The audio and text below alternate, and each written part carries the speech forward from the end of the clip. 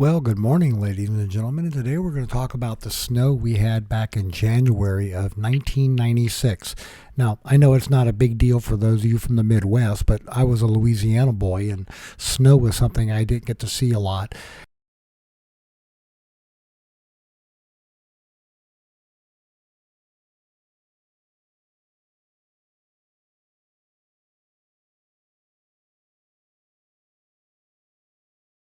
We would like to ask you please subscribe, hit the like button, and hit the notify to stay current with our content.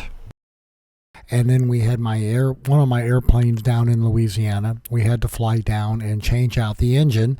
Needless to say, John got the airplane with the autopilot, and I got the new engine, and back we came to Brookville, Ohio. And I kept my Tiger at that time at Blue Ash Airport, and they were jokingly calling it a snow tiger because I would go out and shovel the snow off of it, pull it into the open, start it up, let it warm up, and then go fly it for a while.